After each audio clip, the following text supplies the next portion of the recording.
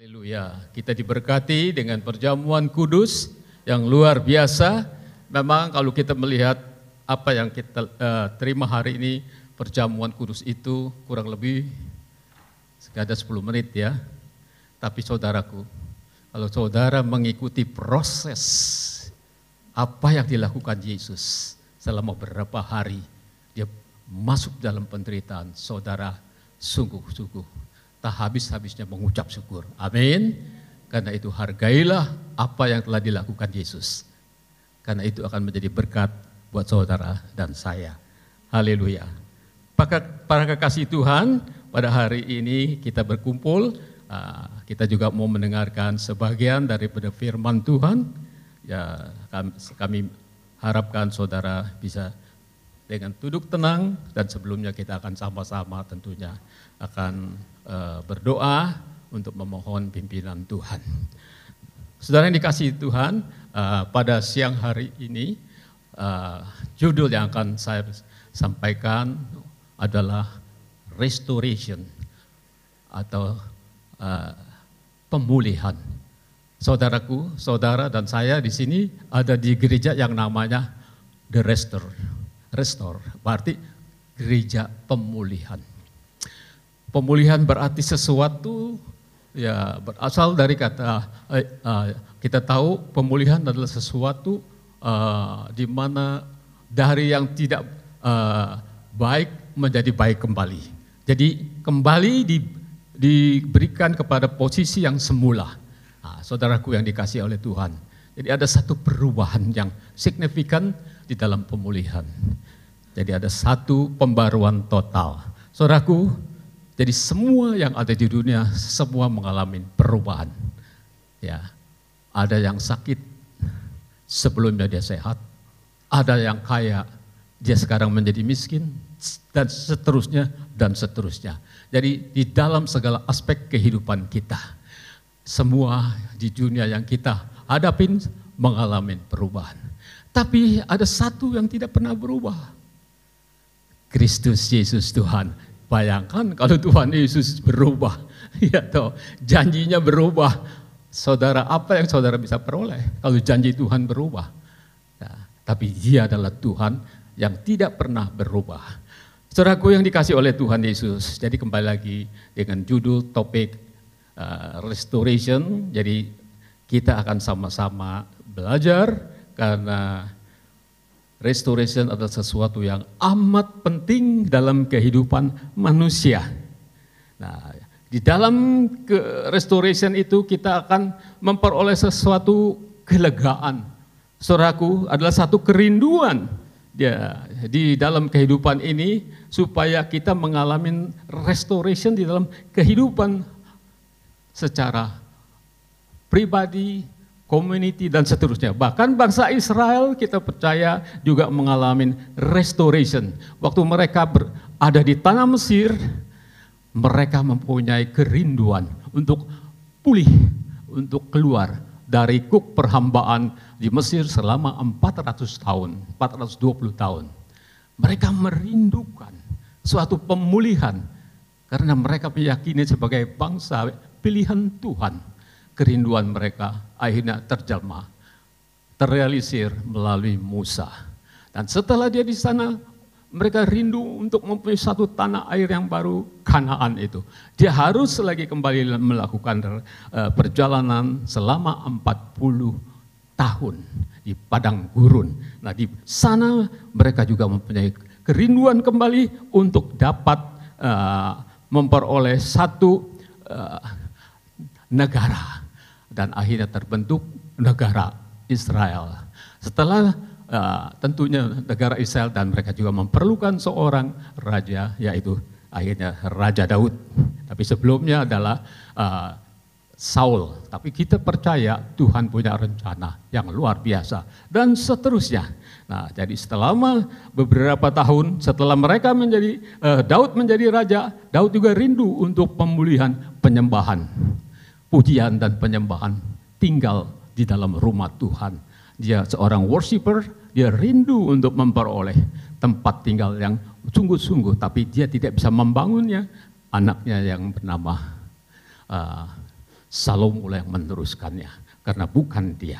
Dan terus dan seterusnya di rumah Tuhan mereka memuji Tuhan. Tapi pada setelah itu, pada zaman Yeremia terjadi lagi ya pembuangan bangsa Israel ke Babilonia.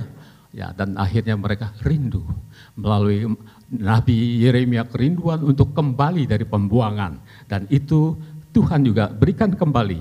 Jadi kita melihat Tuhan memberikan sesuatu yang luar biasa. Tanah untuk tempat tinggal. Kita tahu di tanah Kanaan seorang raja, penyembahan di rumah Tuhan diberikan, semua diberikan oleh Tuhan untuk memulihkan persekutuannya dengan dia di dalam Kristus.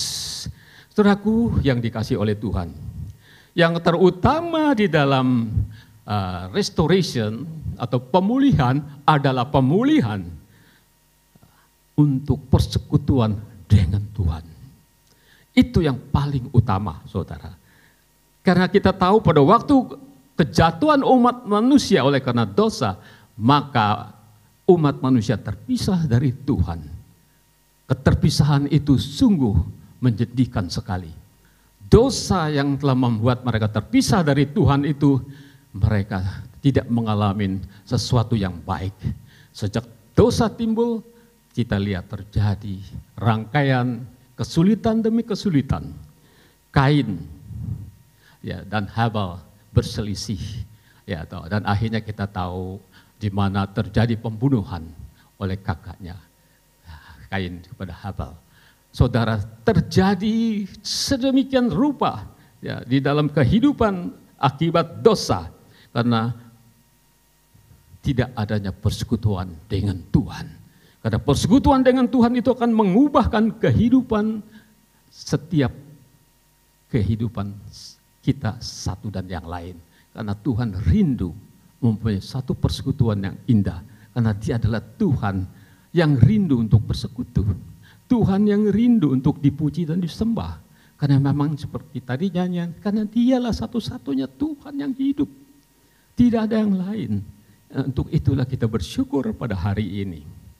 Kita bisa bersekutu bersama-sama di dalam suatu komunitas yang Tuhan sudah siapkan. Saudaraku yang dikasihi oleh Tuhan Yesus, saya akan mengajak para kekasih Tuhan untuk melihat suatu kegagalan yang terbesar di dalam kehidupan manusia, ialah dikatakan kegagalan yang terbesar dalam manusia adalah karena tidak mengetahui kehendak Tuhan bagi rencana kita. Kalau saudara dan saya tidak mengerti kehendak Tuhan dalam rencana hidup saudara dan saya, itu adalah kegagalan yang terbesar. Slide berikutnya menceritakan orang-orang yang gagal secara finansial.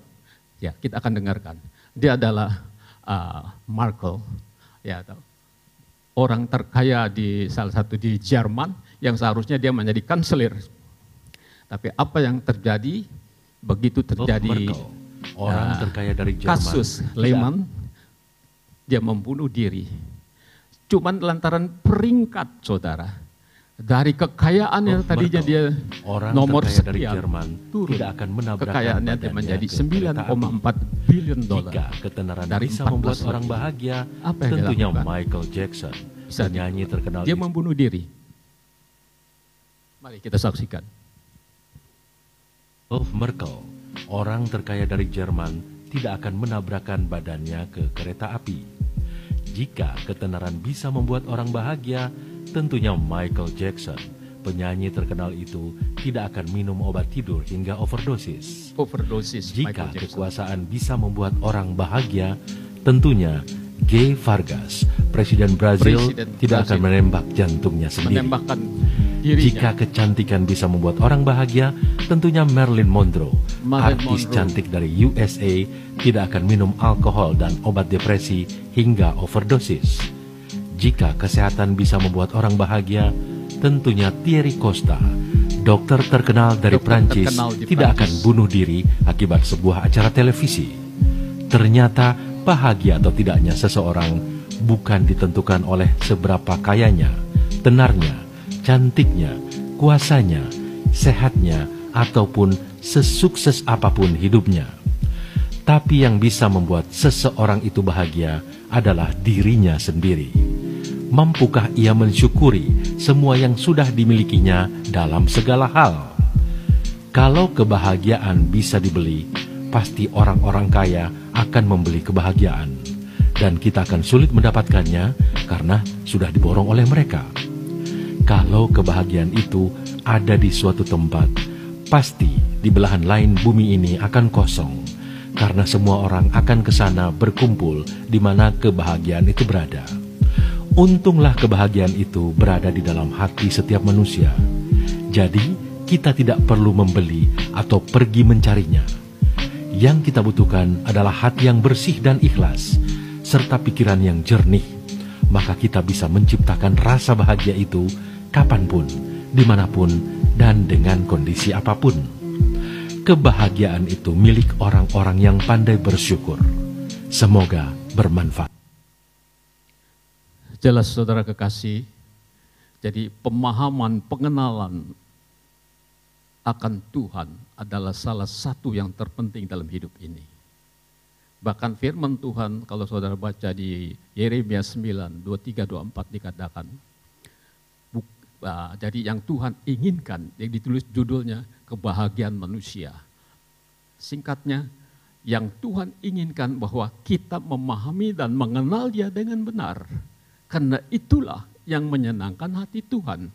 Kalau saudara baca di Yeremia 9, 23, 24. Dia katakan di situ, yang Tuhan kehendaki ialah mengenal bahwa Dialah Tuhan yang penuh dengan kasih setia, penuh dengan keadilan, dan penuh dengan kebenaran.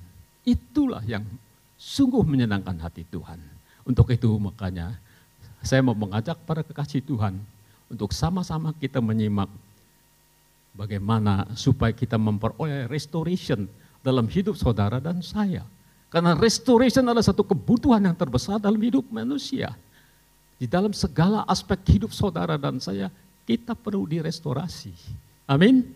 Restorasi kesehatan, keuangan, and so forth. Jadi terlalu banyak di dalam segala aspek hidup kita. Restoration mengenai hubungan kita dengan sesama. Tapi yang terutama adalah restoration hubungan kita dengan Tuhan. Amin.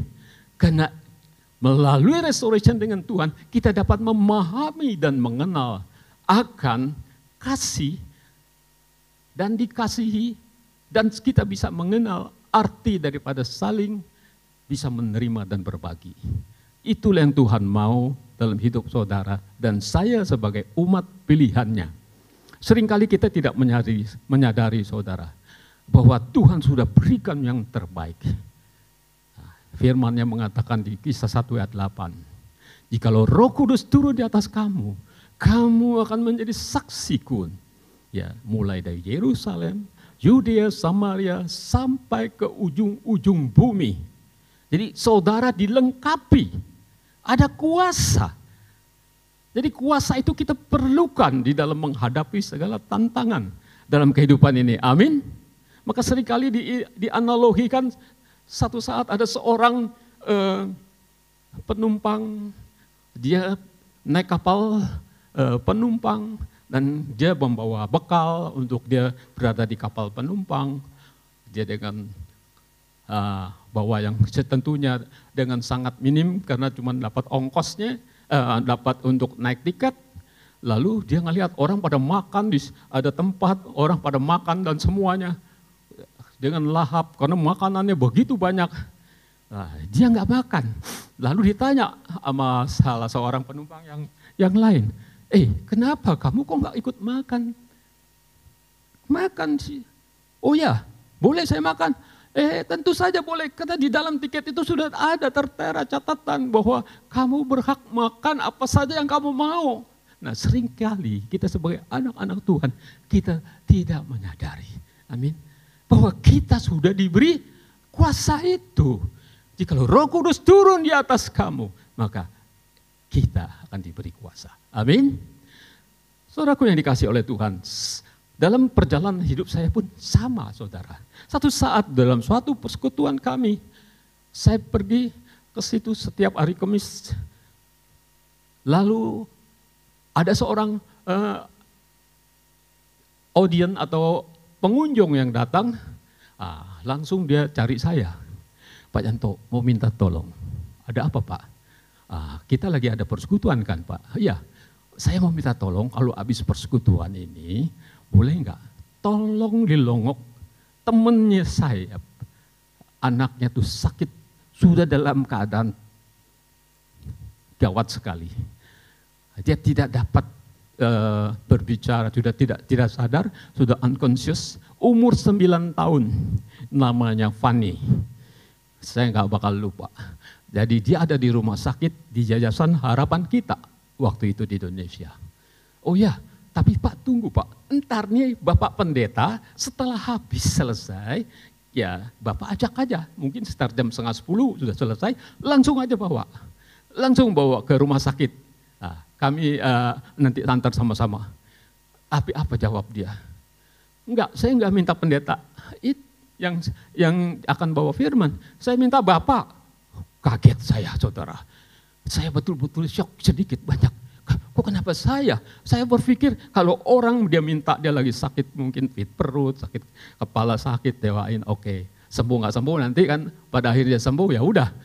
Kalau ini ada konsekuensinya kan, apalagi dibilang dalam keadaan sudah unconscious, udah masuk di ICU, anak 9 tahun, suami istri. Suami istri itu anak itu diperoleh dengan susah payah. Beberapa kali dia keguguran. Sampai dapat anak umur 9 tahun namanya Fanny. Tapi dia minta itu saya sedikit shock. Tapi Roh Kudus luar biasa menegur saya. Sekarang giliranmu. Oh giliran saya. Langsung saya bilang, baik Pak, sebentar. Habis selesai persekutuan kami, saya akan pergi. Jadi nggak bilang bawa pendeta. Jadi saya dengan teman-teman akan pergi. Kita jam 10-an Pak. Oke, udah. Saya pergi, saya sampai lupa. Namanya anaknya itu Fanny. Bapaknya Laurentius. Cuman saya ingat, bentuknya gimana saya juga nggak tahu. Masuk di situ di ICU begitu banyak orang, saya juga nggak bisa. Yang mana ini di antara sekian? Sudah masuk di ruangan ICU, saya melihat ada suami istri, kelihatannya berdua lagi sedang nangis. Langsung saya tegur, Bapak namanya Pak Laurentius. Iya betul saya. Anak Bapak mau didoakan. Saya ini temannya teman Bapak. Ya toh. Oh iya saya disuruh ke sini. Oh iya boleh katanya. Oh iya dibawa masuk di ruangan kaca. Dia udah nggak bisa dilongok. Ada di ruangan kaca anak itu sudah tidak sadar. Kita nggak bisa berbuat banyak. Saya bersama tim dengan teman-teman hanya berdoa. Dia kena demam berdarah yang akut sekali. Waktu itu demam berdarah, Boy bilang belum ada.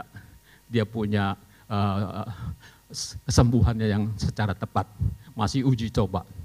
Setelah itu kami berdoa, pegang tangan, saya permisi. Kita pulang kembali. Saya cuma dalam perjalanan Tuhan. Sekarang adalah bagian Tuhan. Bagian saya sudah selesai. Saya tidak mampu, tapi Engkau yang mampukan. Haleluya. Udah. Kemudian minggu berikutnya, orang itu datang ke tempat persekutuan kami. Lalu dia berkata, Pak, mau beritahu anak kami sudah pulang.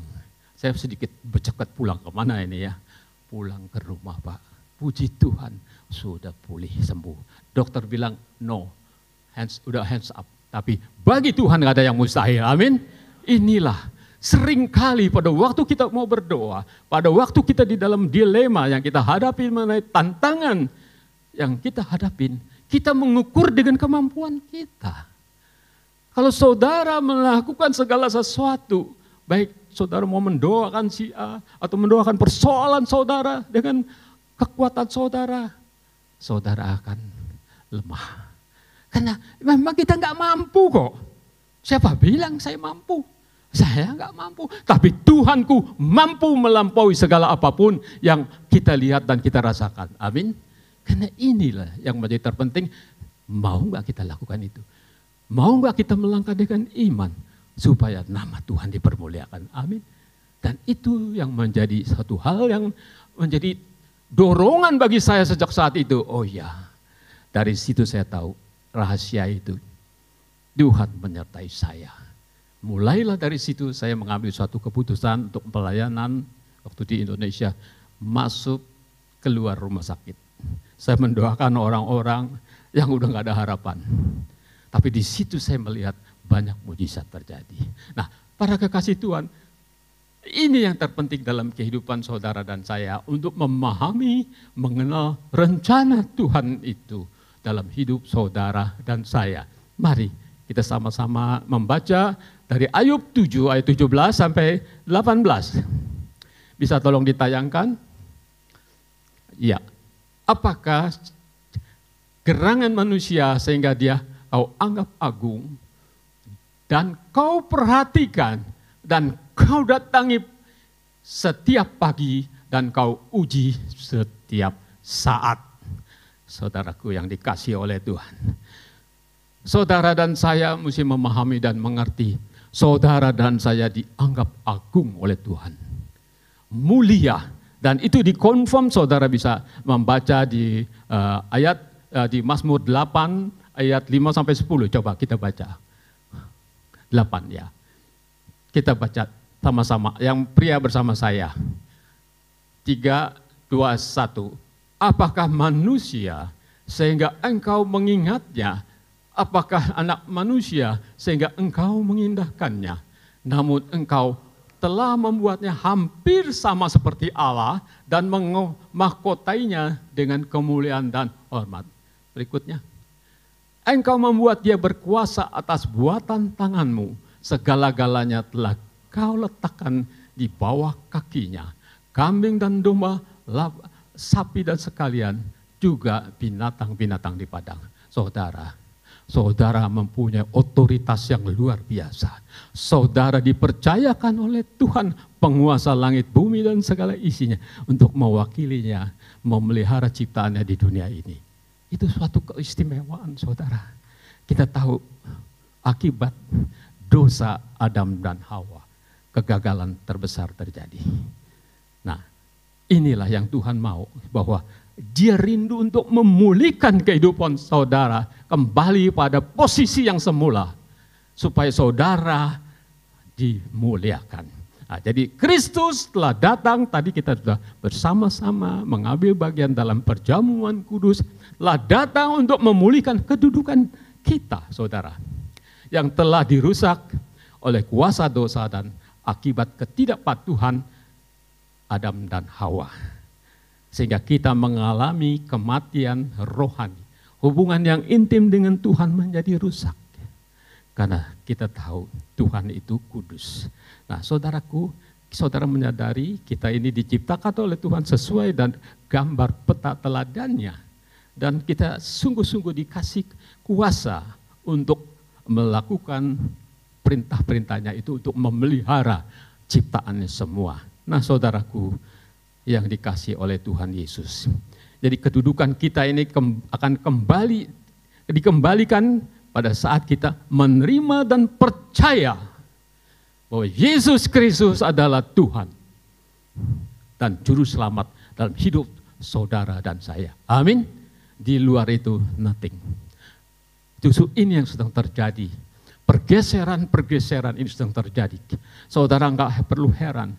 Semua orang yang telah memahami dan mengenal Kristus mengalami satu perubahan total. Kalau saudara dan saya senang suka membaca di apa yang disebut gerakan murtadin, saudara bisa melihat bagaimana Tuhan melawat umat yang tidak beragama, yang seperti kita. Tetapi mereka mengalami satu lawatan Tuhan luar biasa. Mereka yang mengalami juga perjumpaan dengan Kristus secara pribadi. Melalui mimpi, melalui kesaksian hidup. Sehingga terjadi perubahan total. Dulu mereka yang mau begitu mengagungkan dengan agamanya yang dianggap agama yang terakhir. Ya, tahu? Nabi yang terakhir. Mereka mau menyangkal. Dia nggak mengerti. Karena itulah Tuhan sedang melawat umatnya dengan kuasa Roh Kudusnya di negeri yang beragama mayoritas, justru sekarang terjadi perubahan. Kenapa Tuhan tidak ingin satu pun di antara mereka binasa? Karena itu bukti kasih dan cinta Tuhan. Nah, itu yang sedang terjadi. Tapi berapa banyak kita orang-orang percaya, karena kenyamanan kita nggak merasa sulit untuk mencari Tuhan. Yang penting kita mau datang, dia datang. Tapi mereka mau datang mencari Tuhan, mengalami penganiayaan, mengalami persekusi, bahkan nyawa mereka terancam. Tapi mereka rela, karena mereka sudah tahu dan mengenal who is Jesus. Ini yang berbeda, saudara. Sehingga hati mereka diliputi untuk satu sukacita, untuk memberitakan kabar baik kepada teman-teman sejawatnya. Sehingga tidak heran mereka mengalami penganiayaan. Nah, salah satunya yang sedang kita perlu juga doakan adalah Pendeta Yusuf Manubulu. Yang saudara dan saya mungkin sudah mendengar, ya, di mana dia sudah pernah bersaksi juga di waktu kita bersama-sama diundang oleh Pak Sem. Kita kenal semua, dan dia saat ini sedang ada ditahan di polisi. Ya, mungkin dia di penjara, kita nggak tahu bagaimana, tapi itu yang sedang terjadi, saudara. Demi untuk kemuliaan Tuhan mereka akan lakukan. Nah, saudara yang dikasih oleh Tuhan Yesus, jadi saudara dan saya mesti menghargai bahwa saudara dan saya dimuliakan. Tentunya ada yang ngiri, saudara. Yaitu apa? Si iblis ngiri, enak. Saya mau dibuang sama Tuhan. Tapi manusia mau dimuliakan kembali posisinya. Padahal dia sudah melakukan dulu usaha pertamanya supaya nggak taat sama Tuhan. Tapi Tuhan tidak tinggal diam. Tuhan merestorasi. Amin. Nah, inilah yang dilakukan oleh Tuhan. Sehingga terjadi satu keiri hatian daripada iblis, dan yang selalu dia berusaha dengan tipu muslihatnya supaya orang percaya itu kembali kepada dia, supaya gagal rencana Tuhan yang mulia itu buat hidup daripada orang-orang yang percaya kepada Kristus. Saudaraku yang dikasihi oleh Tuhan Yesus Kristus, ini yang sedang terjadi dalam kehidupan kita. Kehidupan kita waktu yang lama adalah kehidupan yang selalu dikuasai oleh keinginan daging. Sebab sebelum kita hidup dalam roh yang membebaskan manusia dari segala kedagingan kita, kita hidup dalam kedagingan. Tapi setelah kita mengerti, nah itulah kita mengalami kehidupan yang benar di hadapan Tuhan. Dan setelah itu barulah kita bisa memahami dan mengenal Kristus dengan benar. Nah, saudaraku yang dikasihi oleh Tuhan Yesus Kristus, saudara dan saya, kita harus memahami dan mengerti rencana Tuhan itu luar biasa. Sebab dikatakan di dalam kitab Roma 8:29-20, sebab semua orang yang dipilihnya dari semula, mereka juga ditentukannya dari semula untuk menjadi serupa dengan gambaran anaknya, supaya anaknya itu menjadi yang sulung di antara banyak saudara. Dan mereka yang ditentukannya dari semula, mereka itu juga yang dibenarkannya. Dan mereka yang dibenarkannya, mereka juga yang dimuliakannya. Saudaraku, luar biasa. Tuhan ingin memuliakan hidup saudara dan saya. Amin. Saya saksikan sedikit. Satu saat saya ada dalam pelayanan misi, waktu itu ke Bandar Lampung. Kita tahu dari Jakarta, kita ke Merak, dari Merak, Bakauheni. Nah, kami dengan teman pergi berempat, kita naik Toyota Kijang Box, yang bukan Kijang Box, Kijang yang bisa muat 13 orang itu, Kijang apa namanya. Nah, singkat di sana bayar cuma Rp500, kita naik ferry dari Bakauheni menuju ke Tanjung Karang. Teman saya membayar 500 satu orang, untuk mobil 500, total 2.500. Masuk, setelah masuk, akhirnya dapatlah tiket untuk naik, tapi sayangnya karena berdesak-desakan.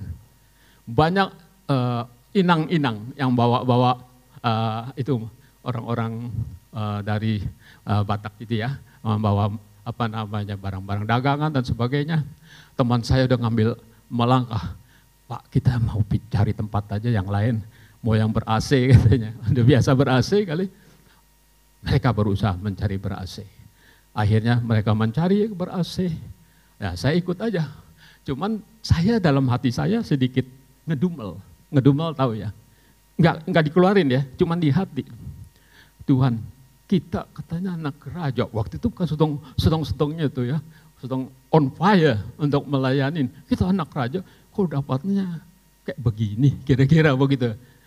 Udah, ya ikutin sama teman. Setelah ikutin, ternyata ada ruangan ber-AC, harganya 2.500 satu orang. Nah, berarti 5 kali ya, 2.500, tapi tetap tidak dapat tempat duduk di lantai. Teman-teman nggak mau, balik lagi nggak mau lah, 2.500 duduk di lantai ngapain? Oh, udahlah. Lalu saya pun yang tadinya ngedumel, saya mulai berpikir, Tuhan, Dia kan tahu kita. Tuhan ampunin saya. Dalam hati juga, saya bersyukur untuk tempat di kelas yang kita nggak sukai, nggak apa-apa Tuhan. Yang penting Tuhan menyertai kami. Udah, terima kasih Tuhan untuk tempat yang Tuhan sudah sediakan. Nggak komplain lagi udah. Begitu saya berdoa dalam hati, mendadak saya bisa semplokan dengan seorang yang saya kenal. Namanya Denny. Dia tegur saya, Koyanto, Denny, jadi ketemuan. Mau kemana? Ya ke Lampung. Mau kemana lagi? Oh ya, oke, tunggu. Saya pikir ada apa, dia mau tunggu, udah perlu apa nih dia. Ya udah. Lalu setelah tunggu, dia ngajak, yuk mau naik kemana? Kita naik ke atas. Loh ada apa? Ayo naik aja deh. Jadi kami berempat itu naik ke atas bersama dia. Naik ke atas, dikasih satu ruangan. Di sini aja tinggalnya. Ruangan ber-AC. Begitu baru duduk sama teman-teman, ada pelayan. Mau minum hangat, mau minum dingin Pak.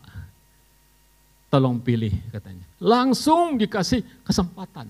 Dan kita naik bisa di anjungan kapal. Jadi kita bisa ngelihat dengan bebas. Kapal-kapal yang ada di depan kita, tujuan kemana kita kelihatan. Karena di situ juga ada yang masinisnya ya, yang kapal. Kapten kapalnya di situ. Tempat tidur disediain. Kalau capek ngaso aja Pak. Ya, padahal perjalanan sih cuma 1 jaman. Saya melihat luar biasa. Sampai teman saya bilang, wah Pak Yanto, kita kayak anak raja nih ya. Tuh, baru setelah itu menyadari bahwa kita anak raja.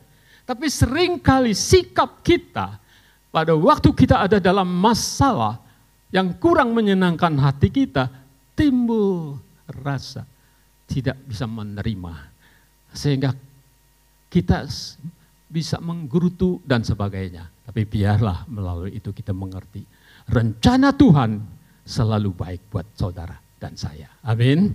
Ini yang harus kita perlu tekankan dalam kehidupan pribadi supaya nama Tuhan ditinggikan. Amin. Saudaraku yang dikasihi oleh Tuhan Yesus. Nah, saudaraku, kita harus memahami bahwa kita begitu perhatikan ayat yang kedua. Ya. Ayat yang makna yang kedua.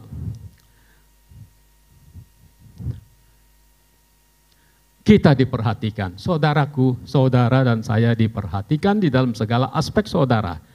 Nah, segala kebutuhan kita Tuhan selalu perhatikan. Karena Tuhan adalah Tuhan yang sungguh mengasihi saudara dan saya sampai sedetil-detilnya. Nah, jadi kalau begitu bagaimana? Boleh nggak saya selalu berdoa dalam setiap aspek hidup saya sebelum saya melangkah? Itu boleh. Karena itu disuruh oleh Tuhan juga. Apapun permasalahan saudara, jangan khawatir. Jangan, ntar Tuhan bosan kali. Kalau saya sebentar berdoa. Enggak. Dia rindu ada satu hubungan. Amin. Ada relationship. Jadi kalau saudara menghargai seseorang, tentu saudara akan membuka channel komunikasi sebanyak mungkin, tapi tentunya yang kita pilih-pilih toh. Yang penting untuk dia bisa memahami dan mengerti. Tuhan pun sama, saudara. Dia rindu supaya ada hubungan yang intim dalam hidup saudara dan saya. Supaya kita bisa mengerti rencana dia. Dan dia tidak pernah terlelap atau tertidur. Kalau saudara baca di Mazmur 121, bahwa Tuhan kita adalah Tuhan yang tidak pernah terlelap. Ya, dia tidak terlelap, jadi tidak pernah ketiduran untuk menjaga saudara dan saya. Bukan kita berasa, oh saudara, jadi namanya jadi penjaga malam. Bukan, memang dia yang bertindak. Karena dia menjagai orang-orang yang dikasihinya. Jangan kita merasa, enggak enak dong. Oh emang Tuhan Allah Israel tuh luar biasa saudara. Dia mengasihi saudara, memberkati saudara. Saudara begitu diperhatikan bahkan pada waktu tidur. Sekalipun kita kurang merespekin dia. Ya kita ingat ya toh. Waktu Tuhan Yesus di Taman Getsemani, Tuhan mendalam proses penyaliban, dia rindu supaya murid-muridnya bersama-sama berdoa di Taman Getsemani, taman pengirikan. Tapi semua murid-muridnya tertidur saudara, tidak bisa tahan. Sehingga Tuhan hanya seorang diri. Luar biasa, sampai dia mengalami stres berat. Tapi itulah Tuhan, dia gak pernah, oh kamu bagaimana sih? Waktu saya minta cuma 1 jam aja, kamu gak bisa. Bye-bye dah, enggak. Karena dia mengasihi, dia tahu posisi saudara dan saya. Karena dia yang menciptakan kita. Jadi dia tahu siapa kita, kekurangan dan kelemahannya. Nah itulah Tuhan kita yang hidup. Dia sangat merespek. Ya, saudaraku yang dikasih oleh Tuhan Yesus. Jadi saya percaya saudara pun mengalami suatu pengertian yang baru kalau memahami dan mengenal who is Jesus was. Ya. Bahkan kita juga diberkatin pada waktu kita tidur saudara. Jadi pada waktu kita tidur, ya, kita pun diberkatin. Itu yang dijanjikan Tuhan. Sesungguhnya tidak terlelap dan tidak tertidur penjaga Israel. Tuhanlah penjagamu. Tuhanlah naunganmu di sebelah tangan kananmu. Matahari tidak menyakiti engkau pada waktu siang atau bulan pada waktu malam. Jadi kita tahu, nah, dikatakan lagi, Tuhan akan menjaga engkau terhadap segala kecelakaan yang Ia akan menjaga nyawamu. Tuhan akan menjaga keluar masukmu dari sekarang sampai selama-lamanya. Jadi itu adalah rekaman cinta kasih Tuhan melalui firman-Nya. Jadi buktinya apa? Itu buktinya saudara. Tuhan itu luar biasa. Dia mengasihi saudara dan saya. Ya toh? Luar biasa, dia mau mati untuk saudara dan saya. Saudaraku yang dikasih oleh Tuhan Yesus. Jadi Tuhan adalah Tuhan yang bukan hanya memberkati pada waktu saudara tidak merasa perlu diberkatin, tetap saudara diberkatin. Bahkan pada waktu tidur pun saudara diberkatin. Seringkali kita berpikir masa pada waktu tidur kita diberkatin. Ada ayatnya saudara. Di Mazmur 127 ya toh, kita diberkatin ya toh, kita diberkatin pada waktu tidur. Saudara tahu pada waktu saudara dalam tidur, maka Tuhan memberkati saudara dan saya pada waktu tidur. Berkat apa saja yang diberikan pada waktu kita tidur saudara? Kita diberkati pemulihan, restoration seluruh alat-alat fungsi tubuh kita, ginjal kita, paru-paru kita, ya, jantung kita diperbaharui. Tapi yang terutama juga otak kita pada waktu kita tidur. Saudara, otak kita kalau kurang tidur bahaya saudara. Saudara akan mengalami halusinasi. Saudara akan menjadi gampang stres dan sebagainya. Terus juga kita punya alat-alat organ, kita punya otot-otot kita mulai mengendur pada waktu kita tidur. mulai mengendur sehingga kita punya alat-alat tubuh kita itu mengendur, saraf kita menjadi slow down semua. Nah, itu yang terjadi saudara. Tapi setelah itu yang kita tahu juga untuk aktivitas kegiatan kita hari lepas hari, jutaan sel-sel yang ada di tubuh kita itu mati saudara. Karena dipakai habis untuk kegiatan, nyetir mobil, ya toh, ituin bersihin kebun dan sebagainya, yang bikin kue dan sebagainya, itu kan banyak kegiatan pada waktu siang, ya toh, yang bekerja dan sebagainya. Tetapi pada waktu malam Tuhan berikan kembali jutaan sel-sel baru. Jutaan sel-sel baru. Sehingga pada waktu saudara dan saya sadar, saudara seger kembali. Maka dikatakan rahmat Tuhan selalu baru setiap pagi saudara. Jadi Mazmur itu bukan ngomong sia-sia. Karena suatu pengalaman saudara. Apa yang dialami oleh Daud, dia buat menjadi satu pengalaman pribadi. Nah saudaraku, begitu kasihnya Tuhan kepada saudara dan saya. Bukan itu saja saudara. Saudara diberkati bukan hanya saudara. Tapi kalau dulu bangsa Israel berusaha di dalam bidang agraria, pertaniannya tetap diberkatin, pohon buah-buahannya tetap bertumbuh, semua bertumbuh. Kambing dan dombanya tetap menghasilkan anak, semua bertumbuh. Pada waktu dia tidur, apa itu nggak diberkatin? Nah, tapi yang terutama adalah berkat rohani yang Tuhan berikan dalam hidup saudara dan saya. Haleluya. Ini yang kita sebagai anak-anak Tuhan harus menghargai apa yang telah Tuhan berikan. Yang ketiga, mendatangi kita setiap pagi, saudara. Kita didatangin setiap pagi. Saudara mungkin berpikir, masa iya Tuhan mendatangi kita setiap pagi? Sungguh, saudara. Diceritakan di dalam firman-Nya Tuhan, tak berkesudahan kasih setia Tuhan. Tak habis-habis rahmat-Nya selalu setiap pagi. Selalu baru setiap pagi. Besar kesetiaan-Mu Tuhan. Inilah yang selalu yang harus kita ingat dan syukuri. Saudara, kalau tanpa Tuhan mendatangi saudara dan saya setiap pagi, eksistensi saudara sudah tidak ada. Saudara diberi nafas kembali pada saat pagi. Jadi itulah makanya berkat Tuhan itu luar biasa. Cuman sebagai manusia kita tidak menyadari. Seolah-olah itu dengan sendirinya. Dengan sendirinya kita akan peroleh. Kita sudah melihat banyak kenyataan di dunia ini. Belum lama, baru mau nonton kemarin kan, MasterChef, betul? Saudara tahu, ya tahu, si Jok itu, judges yang hakim mendadak meninggal dunia.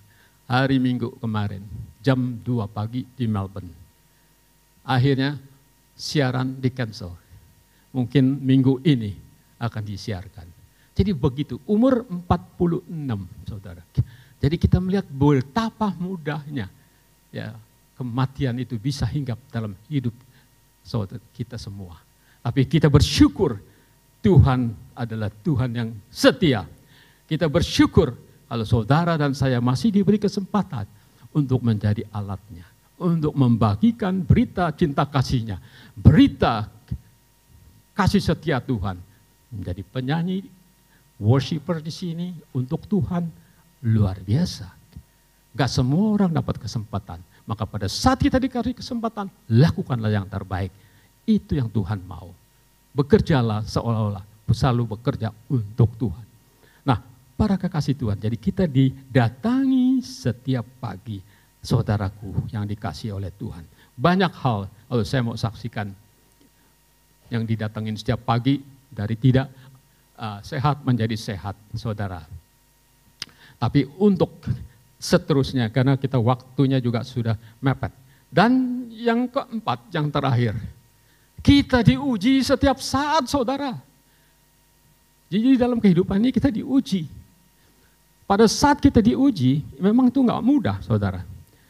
Setiap kita mengalami ujian, semua kisah-kisah di Alkitab, baik Abraham, Ishak, Yakub, semua mengalami ujian.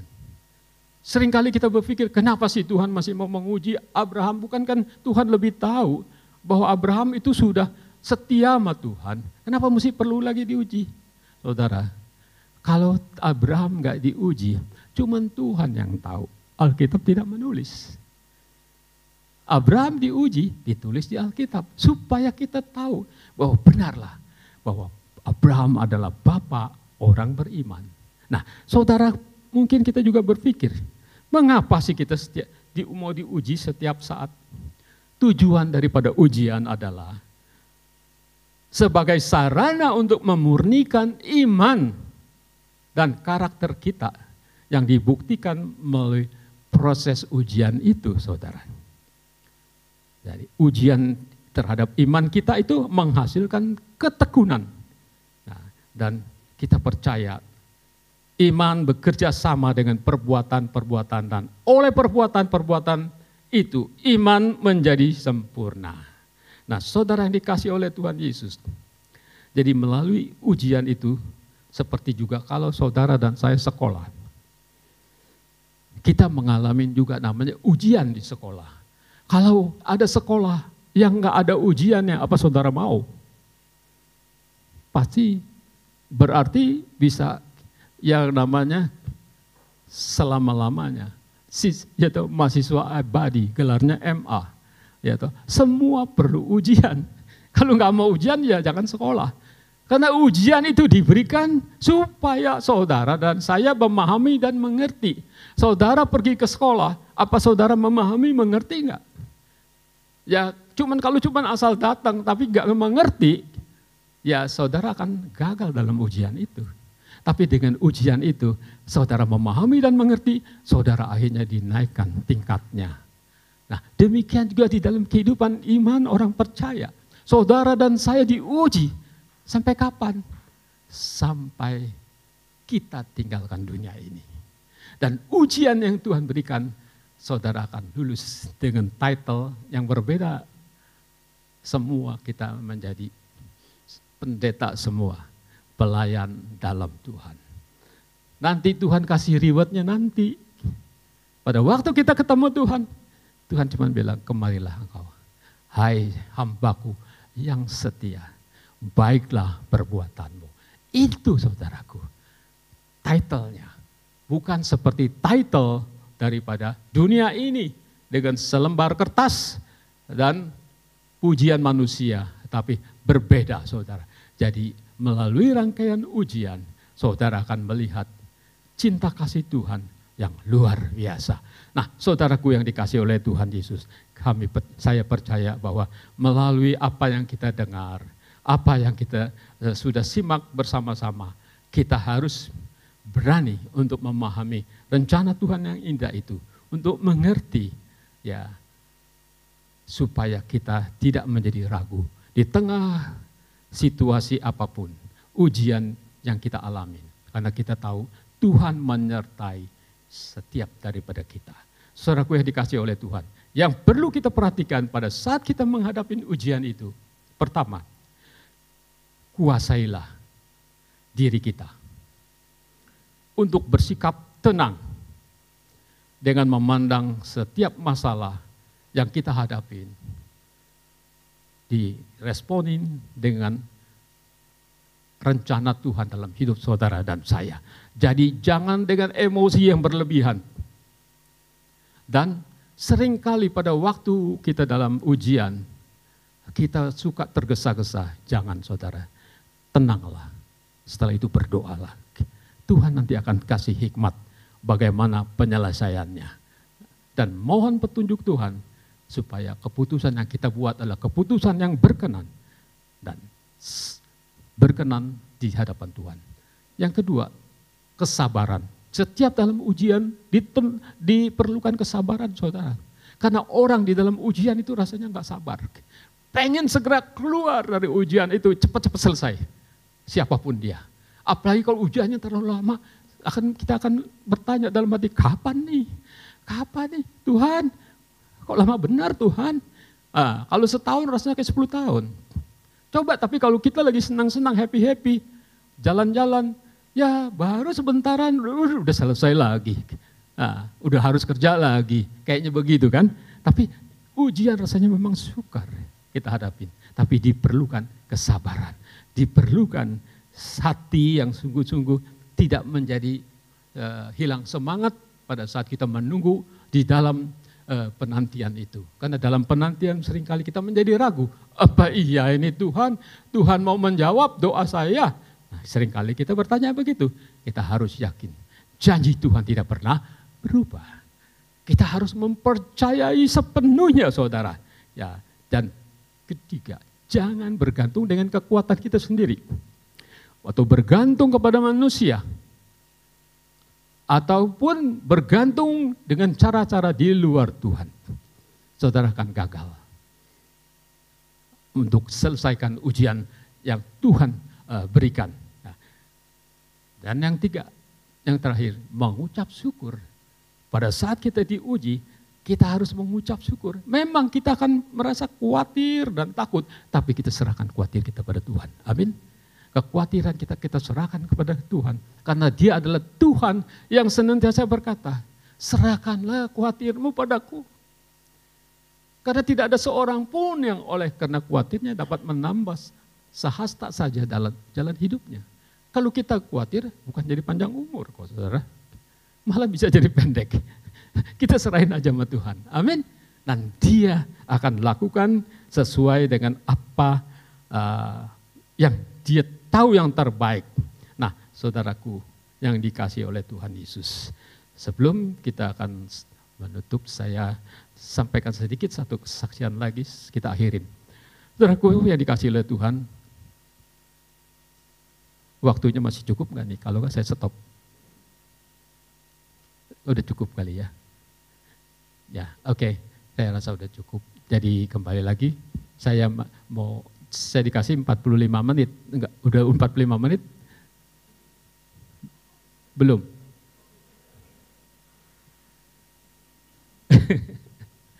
Oke.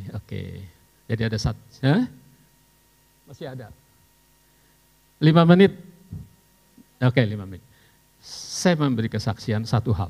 Satu saat saya ada di kota Melbourne pada waktu itu. Di kota Melbourne itu saya mendapat satu informasi. Ada seseorang, saya nggak kenal siapa, dia pergi liburan ke kota, bersama dengan Fayatur, dan dia berjalan-jalan di Gold Coast, dari ke Gold Coast, dia ke Sydney, dari Sydney dia kembali ke Melbourne. Sampai di Melbourne, dia kena sakit yang luar biasa, dia tumpah darah. Akhirnya dia dalam keadaan pingsan, unconscious, dia masuk di rumah sakit. Nah, dibawa ke rumah sakit di St. Vincent di City, rumah sakit salah satu rumah sakit yang terbaik. Dan di situ ternyata dia mengalami tumpah darah itu disebabkan oleh karena pembuluh darah levernya pecah. Jadi saya nggak tahu dia udah berapa hari, mungkin 2-3 hari. Pada waktu saya di kesana, saya pergi dengan istri saya dan seorang kawan, sudah larut malam, tapi karena itu ICU, jadi dibolehkan masuk. Dan salah saya melihat, saya juga kaget. Saya harus mendoakan bagaimana, karena orang itu dalam keadaan unconscious, sudah tidak ada kesempatan untuk hidup kayaknya. Karena mulutnya sudah dimasukin selang. Untuk nafas ada alat bantu, kalau nggak bisa napas. Lever, semua, paru-paru, jantung, dan sebagainya, ginjal, semua ada alat-alat bantu. Tanpa alat bantu dia udah lewat, kasih. Lalu saya tanya sama dokter jaga, kira-kira bagaimana kans dia? Tunggu, paling 2-3 hari, berarti 2-3 hari dia lewat. Nah, itu kesimpulan dari dokter dengan kondisinya, karena dia udah memang unconscious. Jadi kalau kita lihat, udah lebih dari mayat lah. Nggak ada gerakan hidup sama sekali. Nah, singkat ceritanya, saya penasaran 2-3 hari, cuman saya melihat kesian aja, ibu dan anak berdua yang teman-teman sudah tinggalkan dia. Dan mereka berdua, lalu saya bertanya, apa ibu percaya Tuhan? Ya, saya percaya. Ibu percaya Tuhan Yesus? Saya masuk lagi lebih dalam, percaya. Saya juga orang percaya, katanya. Oh, puji Tuhan. Kita berdoa, Bu. Kami berdoa. Setelah berdoa, kami tinggalkan. Singkat ceritanya, saya penasaran, besokannya datang lagi. Datang lagi, dia punya blood pressure-nya tadinya sudah di bawah normal sekali, mendadak mulai naik. Ternyata tetap dia unconscious. Hari ketiga tetap unconscious, tapi dia punya blood pressure mendekati normal. Singkat cerita, 5 hari kemudian dia bisa dipindahkan ke sel biasa, saudara. Itu satu hal yang luar biasa. Dia bisa sadar, bisa bicara dengan saya, lalu dia bicara, Pak, semua kemurahan Tuhan, Pak. Kakak saya pun sama. Kami mengidap liver yang membatu. Jadi cirrhosis, saudara. Kalau bahasa ininya mungkin cancer liver. Jadi livernya mengeras, saudara. Pembuluh liver pecah dan kakak saya 2 hari gone. Saya semua ini karena kemurahan Tuhan, Pak. Puji Tuhan, itu berkat doa-doa. Mungkin juga yang ada teman-teman di Indonesia, saya bilang. Semua ada kemuliaan untuk Tuhan, Bapak, Tuhan mau pakai lebih heran lagi. Oh iya Pak, saya juga akan lakukan. Oke, singkatnya saya beri kesempatan, dia bersaksi. Dan pada waktu saya pergi yang terakhir, saya tanya istrinya, teman saya tanya, Pak Yanto tanya, dia masuk asuransi enggak? Enggak masuk, saudara. Ternyata, waduh, teman saya langsung bilang, kalau enggak masuk Pak Yanto, rumah sakit aja 2.500 satu hari. Kalau udah 20 hari, udah 50.000. Belum dokter, belum dan sebagainya. Wah, dia lebih dari 100.000. Udah pasti katanya. Ya udah, sudah saya tanya gitu, dia bilang enggak masuk, ya Ibu berdoa aja. Mohon keringanan dari Tuhan, Tuhan turut campur. Oke, dia tinggalkan dan akhirnya dia bisa bersaksi di gereja di mana kami melayanin. Dan istrinya berkata, Pak, waktu saya harus bayar, saya dikasih tanda 200. Saya pikir 200.000 Pak. Enggak, itu cuma $200, saudara. Luar biasa, beri kemuliaan untuk Tuhan dong. Tuhan kita ajaib, saudara. Mana ada orang udah dalam keadaan begitu operasi, enggak, semua segala rupa cuma $200. Alat-alat itu pun alat bantu yang sudah disiapkan harus bayar, saudara. Tapi cuma $200. Sehingga akhirnya saya bertanya sama seorang teman, sebenarnya bagaimana kok bisa dapat $200? Biasanya di Australia, ini menurut dia, bukan menurut saya, kalau dokter sudah membuat diagnosa bahwa orang ini tidak bisa hidup kembali atau udah hands up, kalau sampai dia hidup, maka dia dibebaskan dari biaya-biaya yang dirawatnya. Jadi bukan karena dokter dia bisa dapat hidup ini. Oh begitu, jadi dia di free. Nah saudaraku yang dikasih, bukankah Tuhan kita luar biasa? Haleluya. Haleluya. Oke.